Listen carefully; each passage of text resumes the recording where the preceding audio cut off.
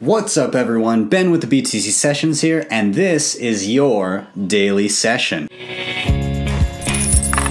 Hodl that Bitcoin. Alright, before we jump into the news, just a quick reminder, please do head over to my website, btcsessions.ca. There you can book your own BTC session with me. You can learn about Bitcoin, about wallets, proper security, or really chat about any overarching topic you would like to cover. Also, feel free to head over to teespring.com where I have my store there, and you can go ahead and grab, if you like, a shirt, a mug, a thing for your phone that features my big dumb face on it. So that's great. But let's move into the news. Now, this is a story from Cointelegraph, and Litecoin creator Charlie Lee wants to make his coin, Litecoin, more fungible and private. So we have Lee saying that fungibility is the only property of sound money that is missing from Bitcoin and Litecoin. The next battleground will be fungibility and privacy. And when he says the next battleground, he's referring to the scaling debate and battle that took place over the last number of years until SegWit was implemented and Bitcoin Cash went its separate way. So he said that I am now focused on making Litecoin more fungible by adding confidential transactions. It can be implemented as a soft fork, which means it is a backwards compatible change, meaning that anybody can opt in and upgrade to this new confidential transaction way of doing transactions on Litecoin. He said that it would be implemented sometime in 2019. Which I find interesting. That's a very certain statement. Typically, you don't hear, this is going to happen here in Bitcoin because it's really up in the air, and there's a lot of things that have to come together to get any sort of base layer change, whether it be backwards compatible or not, on Bitcoin done. And so to hear the creator of Litecoin basically say this is happening and it's happening within this timeline is just, it kind of brings to light the differences between the two. Now, Litecoin did get SegWit first, and perhaps this will be an instance where, once again, Litecoin gets a feature first, and then it is later implemented in Bitcoin. But that remains to be seen because it's not even on Litecoin yet. So I want to kind of take a step back from this concept and just discuss privacy as a whole. Now, Bitcoin transactions are not private. You are pseudonymous, meaning that your address that you use is not linked to you in any way until you make it so. So if you're on online exchange and you send money out to a particular address, it stands to reason that you hold the coins in that address yourself. Also, if you move coins around between a ton of different addresses and then you send them to, again, a service that does KYC and thus knows who you are, it stands to reason you held those coins the entire time because you can trace the path of those coins from coming out from exchange A, moving around a ton of times, and then going into exchange B. So it stands to reason you had the coins. Now, there are second layer privacy options out there. There are things like coin joins or Stonewall or Paynims, and these are protocols that are used through wallets like Wasabi and Samurai and other external services. Now, the problem here is, yes, these things are getting easier, but thus far most users are pretty much unaware, other than people that are pretty deep into Bitcoin. Also, you've got KYC that's rampant across every exchange that you want to use and some wallets that you want to use and other services. It's very easy for those data points to be captured and link you to a set of coins. You also have people like Bitfury working on chain analysis, which most of the community is not super excited about, but at the same time, you cannot stop somebody from doing something like that. All you can do is try to break what they're doing by making their assumptions incorrect. And that's what stuff like CoinJoin, Stonewall, and Paynims do. Also, another thing is called Cahoots, which is going to be standard practice on Samurai Wallet soon, meaning that every spend is a coin join, and it breaks a lot of the assumptions that Bitfury is trying to use to track who owns what. Still, there is the issue of uneducated users that either don't know that Bitcoin is not anonymous or don't know how to make sure they maintain privacy with their own coins. So now if we do implement privacy on a base layer, we have to consider a few things. And I'm still kind of sitting here trying to hear both sides. Now, I do err on the side of privacy first on base layer, but I'll just kind of lay it out here. Now, can we implement base layer privacy while still being sure of the 21 million coin cap? Now, it depends how you do it, but that is an argument that some people have, is if you completely obfuscate all transactions and the amounts, then how can you be sure that there are not more Bitcoins being circulated than should be? It also, while individuals get privacy, so do entities like Coinbase and custodial services. So it makes it harder to audit them. Outside of that, does this hurt financialization? So what does that mean? It means if Bitcoin is fully anonymous, does that hurt the chances of things like ETFs and other financial instruments being created for them because regulators want auditability? Now, when it comes to financialization, personally, I could give a shit less. I don't really care whether the ETFs ever get launched and whether Goldman Sachs is interested in Bitcoin. I don't give a flying F. So I don't really care, and I don't think that that should be something that drives the course of Bitcoin. In my opinion, it's always better to ask forgiveness than to ask permission, because if we had asked permission from the start, Bitcoin would not even exist. Let's move on.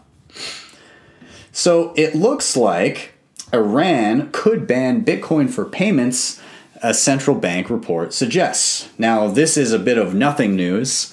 I consider it to be such, but let's just go through some of the points that they have here. So the central bank appears to have set a list or prohibit certain number of cryptocurrencies. There's an unapproved list, which we have yet to see, being used for payments in the country. So you would not be able to pay for goods and services with the unapproved list of cryptocurrencies. So you would be allowed as an individual citizen to hold certain cryptocurrencies and you would be able to invest in them, but everything would need to be settled in the local currency. So let's see here. They said, now this isn't the only restriction. People are restricted from holding 10,000 euros or more outside of their regulated bank accounts.